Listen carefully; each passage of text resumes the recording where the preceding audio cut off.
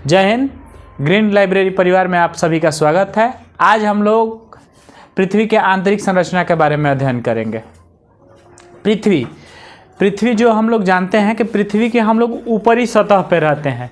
हम लोग जानते हैं कि पृथ्वी के जो ऊपरी सतह है, ऊपरी सतह के अलावा अंदर भी तो कुछ पार्ट होगा, जैसे कि हम लोग का शरीर। हम लोग का जो शरीर है, शरीर का एक सरफेस है। सरफेस के अंदर भी बहुत सारे चीज़ें हैं, बहुत सारे नसें हैं, बहुत सारी हड्डियां हैं, बहुत सारे ऑर्गन्स हैं, बहुत सारी ग्लैंड है, मतलब बहुत सारी चीज़ें हैं। इसी तरह से पृथ्वी के भी अंदर हम लोग बात करें तो पृथ्वी के सबसे ऊपरी परत, जिसको हम लोग भूपर पट्टी कहते हैं या क्रस्ट कहते हैं, उसके बाद भी पृथ्वी के अंदर की संरचना में बात करें तो मेंटल होती है, कोर होती है। इन्हीं सभी चीज़ों को हम लोग बहुत अच्छे से अध्ययन करेंगे।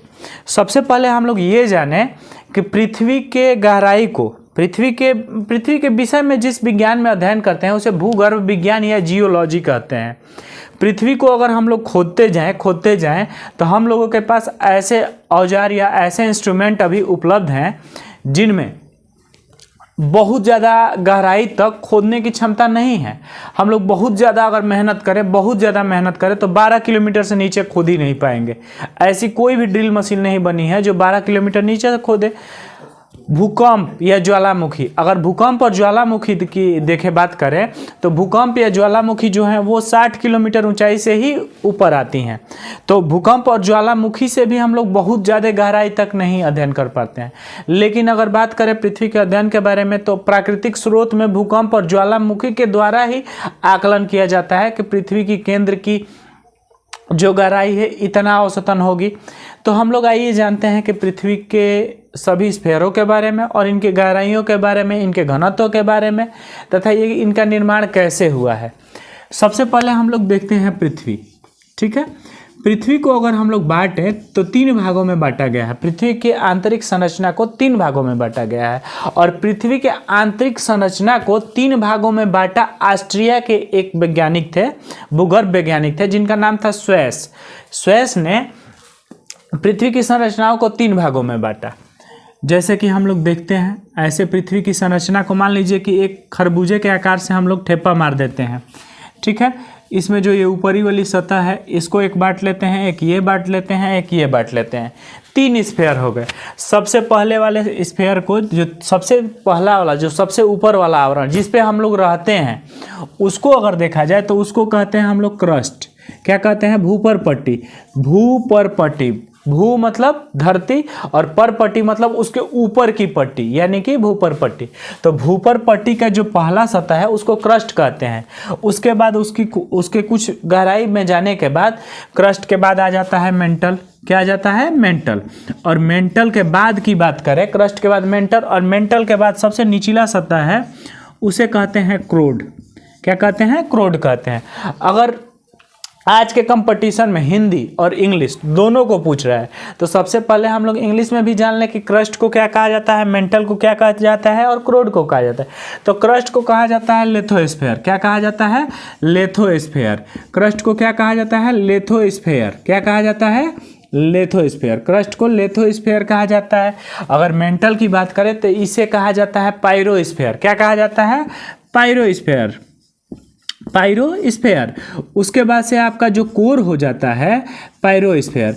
कोर को हम लोग बेरिस्फीयर कहते हैं। क्या कहते हैं? बेरिस्फीयर। यानी क्रस्ट को लिथोस्फीयर, मेंटल को पायरोस्फीयर और क्रोड को कहते हैं बेरिस्फीयर। क्या कहते हैं? बेरिस्फीयर।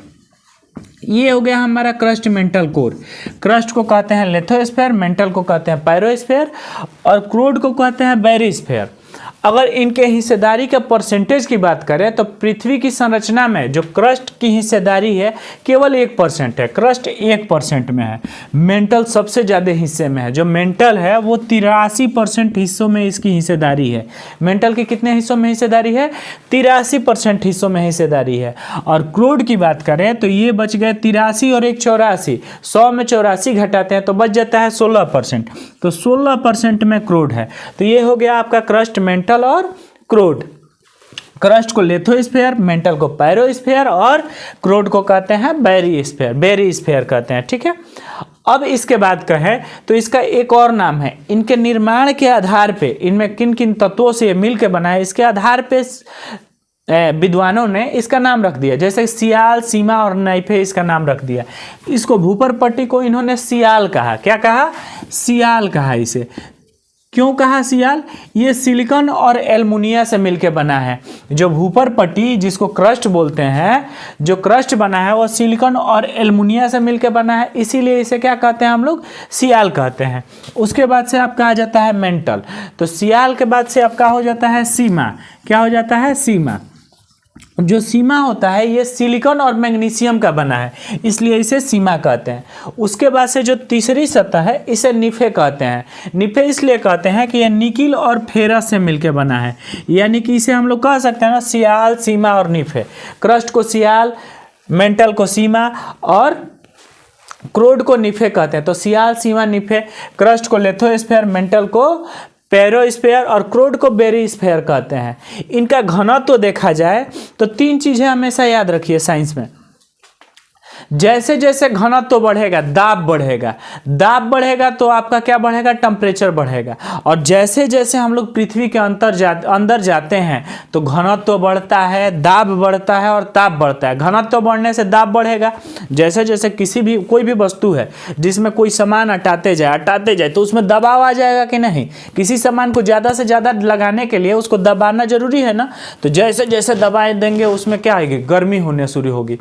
तो क्या होता है? इन तीनों की जैसे जैसे घनत्व बढ़ता है तैसे तैसे दाब और ताप बढ़ता है। तो सबसे ऊपरे वाले सतह का ताप थोड़ा कम होता है, घनत्व भी थोड़ा कम होता है और दाब भी कम होता है। उसके बाद वाले का घनत्व थोड़ा इसके अपेक्षा ज़्यादा और दाब भी, और सबसे नीचे वाले का दाब, ताप सब चीज़ बढ़ जाएगा। यानी कि हम लोग कह सकते हैं ना कि पृथ्वी का जो केंद्र होगा, सबसे नीचे जाइएगा तो पृथ्वी का केंद्र ही ना होगा। तो जो पृथ्वी का केंद्र होगा इसका तापमान सबसे ज़्यादा होता है। एक क्वेश्चन पूछता है कि पृथ्वी का तापमान सबसे ज़्यादा कहाँ होता है? तो पृथ्वी के केंद्र में सबसे ज़्यादा तापमान होता है। उसके अलावा अगर आप लोगों से कोई पूछ दे कि जो केंद्र है सबसे ज़्यादा पृथ्वी पर दबाव कहाँ होता है? तो पृथ्वी के केंद्र पर होगा। तो जब पृथ्वी के केंद्र पर दबाव होगा, कहीं भी बहुत ज़्यादा दबाव होगा, तो उस पर अगर हम लोग दाबेंगे, ऐसे दाबते जाए तो जो सबसे बीच वाला जहाँ पे सबसे ज़्यादा दबाव रहेगा वहाँ पे सबसे कठोर चीज़ें पाई जाएंगी ना। तो ये जो यहाँ का सतह जो होता है वो बहुत कठोर हो जाता है। ठीक है। तो पृथ्वी का जो क्रोड है वहाँ दबाव सबसे ज़्यादा और टेम्परेचर, यानी कि पृथ्वी के केंद्र का तापमान सबसे ज़्यादा। तो ये हो गया क्रस्ट, मेंटल, कोर। जैसे जैसे पृथ्वी के अंदर जाएंगे हम लोग का क्या होगा? ताप बढ़ेगा। 32 मीटर, हर एक 32 मीटर अगर गहराई में हम जाएं, 32 मीटर गहराई में जाते जाए तो हमारा 1 डिग्री सेल्सियस टेम्परेचर बढ़ता जाएगा। यानी कि पृथ्वी के केंद्र का तापमान बहुत ज़्यादा हो जाएगा ना। यानी कि पृथ्वी के केंद्र के तापमान में साक्षात लावा फूटता हुआ नजर आएगा, बहुत ज़्यादा अग्नि होगी ना। तो 32 मीटर के गहराई में जाने पे 1 डिग्री सेल्सियस। हम लोग जानते हैं कि अगर ऊपर हम लोग जाते हैं तो प्रत्येक 165 मीटर ऊंचाई पर जाने पर 1 डिग्री सेल्सियस टेम्परेचर में कमी आती है, इसमें वृद्धि हो रही है।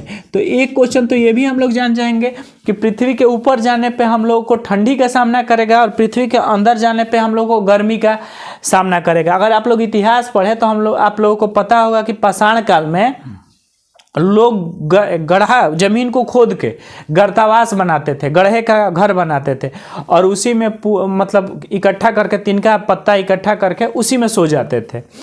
तो यानी कि पृथ्वी के गहराई में टेम्परेचर क्या है? ज़्यादा है।